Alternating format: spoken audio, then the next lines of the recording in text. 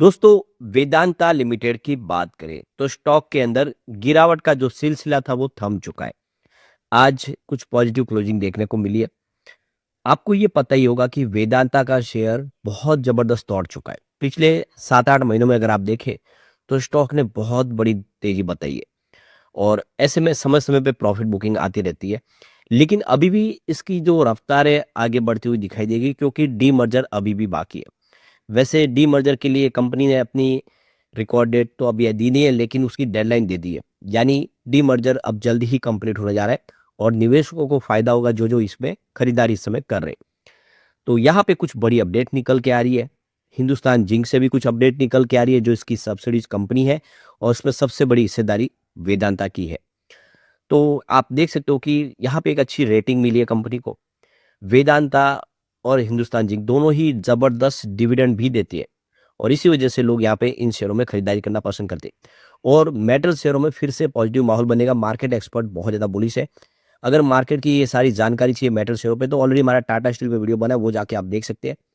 लेकिन फ्रेंड्स, उससे पहले अगर आप पहली बार हमारे चैनल पे आए तो चैनल को सब्सक्राइब कर दीजिए, एक बेल आइकॉन दबा दीजिए ताकि जब भी नया वीडियो बने पहला नोटिफिकेशन आपको मिले। वीडियो पसंद आए तो लाइक से जरूर कीजिए। चलो फ्रेंड्स, वीडियो स्टार्ट करते हैं। मैं हूं आपका दोस्त SB दवे और हमारे अपने चैनल ऑनलाइन कमाई में आपका बहुत बहुत स्वागत है।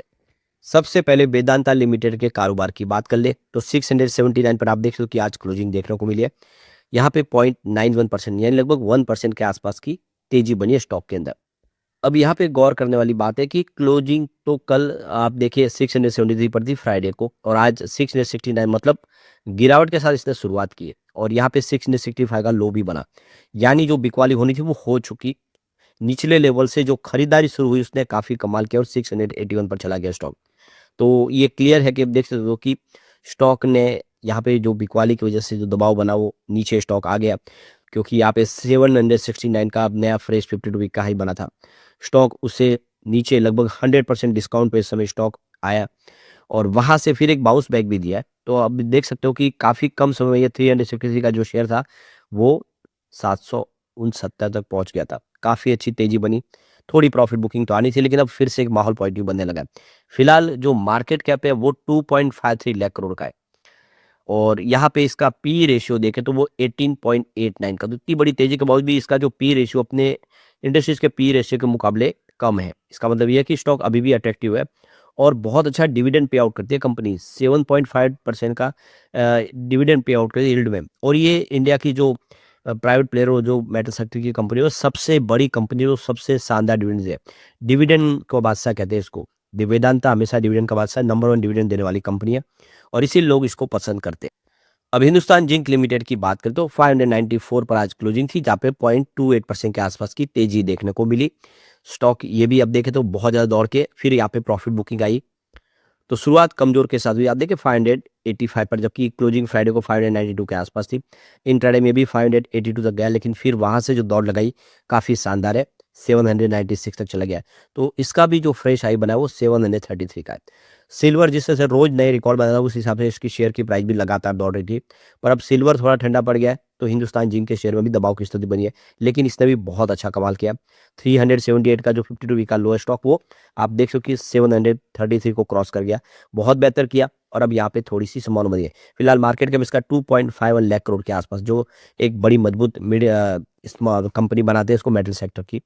इसका पी रेशियो 21.31 है जो काफी अट्रैक्टिव है और 4.08% का डिविडेंड पे आउट करती है। और आपको ये पता होगा इसमें 60% की हिस्सेदारी वेदांता की है हिंदुस्तान जिंक के अंदर।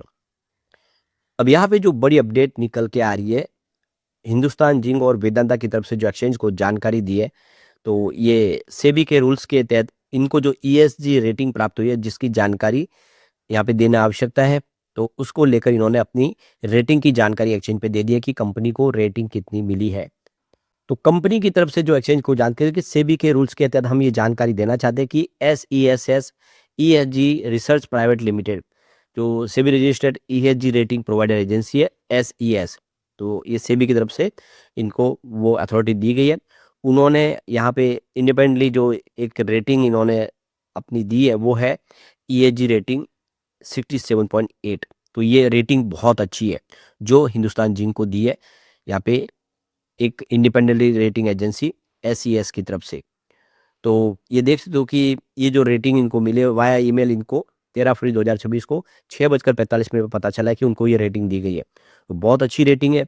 और यहाँ पे सबसे बड़ी बात है कि जो SES कंपनी है जो ESG रेटिंग प्रोवाइड कर रही है, उनका कंपनी से फिलहाल कोई संबंध नहीं है।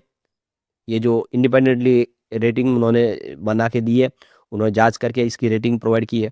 तो ESG रेटिंग जो यहाँ पे दी गई है उसकी पूरी जानकारी भी यहाँ पे एक्सचेंज पे दे दी गई है, जिसको आप जान सकते हो। तो दोनों ही कंपनियों की रेटिंग बहुत अच्छी है, बिजनेस अच्छा है, लगातार प्रॉफिट मेकिंग कंपनी और बहुत अच्छा डिविडेंड भी दे रही है। अब यहाँ पे देखें तो जनवरी 2026 के हिसाब से वेदांता के अंदर म्यूचुअल फंड ने भी तूफानी खरीदारी कर ली है। तो बहुत सारा निवेश हो चुका है वेदांता में, करीब 142 म्यूचुअल फंड इसमें एंट्री कर चुके हैं, यानी 142 म्यूचुअल फंड का नया निवेश हुआ है। कुछ म्यूचुअल फंड है जिन्होंने एग्जिट लिया है, उनकी संख्या 86 है। तो ये 86 बिकवाली वाले, लेकिन सामने 142 खरीदारी वाले। तो आपको ये पता होगा कि कुछ फंड हाउस होंगे जिन्होंने निचले लेवल से खरीदारी की, हो सकता है उनकी खरीदारी 400 के आसपास हो। तो उन्होंने अपना प्रॉफिट बुक करना अभी समय मुनासिब समझा, क्योंकि बाजार की डायरेक्शन किसी को पता नहीं कि कल को क्या हो जाए। लेकिन बहुत सारे म्यूचुअल फंड आगे का पोटेंशियल देख के इसमें खरीदारी करें, क्योंकि अभी डीमर्जर होने वाला है। तो कुछ चुनिंदा म्यूचुअल फंड्स की बात करें, यहाँ पे SBI MNC फंड ने यहाँ पे 340 करोड़ का AUM किया है। तो ICICI प्रूडेंशियल बैलेंस एडवांटेज ने भी 484 करोड़ का AUM किया है। और टाटा वैल्यू फंड ने 245 करोड़ का AUM किया है। यानी इंडिया के जो बड़े बड़े म्यूचुअल फंड है, चाहे वो SBI हो, ICICI हो या टाटा, वो निवेश कर रहे हैं। इसके अलावा देखें तो यहाँ पे SBI ऑर्बिटेज अपॉर्चुनिटी फंड ने भी 616 करोड़ का AUM किया। बहुत सारे और भी फंड हाउस है जिनका निवेश थोड़ा कम है, उसको हम सबको डिस्कस नहीं कर सकते, वीडियो काफ़ी लंबा हो जाएगा। इसके अलावा Nippon India ETF Nifty index 50 junior ने भी 361 करोड़ का AUM किया है। उसके बाद आप देख सकते हो कि ICICI prudential Nifty index 50 index fund ने भी 413 करोड़ का AUM किया है। और ICICI prudential Nifty index 50 ETF की तरफ से ये 106 करोड़ का एक और AUM हुआ है। इसके अलावा देख सकते हो UTI Nifty index 50 index fund ने भी 306 करोड़ का AUM किया है। तो बहुत सारा म्यूचुअल फंड ने निवेश किया है यहाँ पे। अब यहाँ पे देखो कि वेदांता के लिए डीमर्जर की टाइमलाइन दे दी गई है, 1 अप्रैल 2026 इफेक्टिव डेट है। यानी 1 अप्रैल 2026 के पहले पहले वेदांता का डीमर्जर हो जाएगा, डेट हमारे सामने आ चुकी है।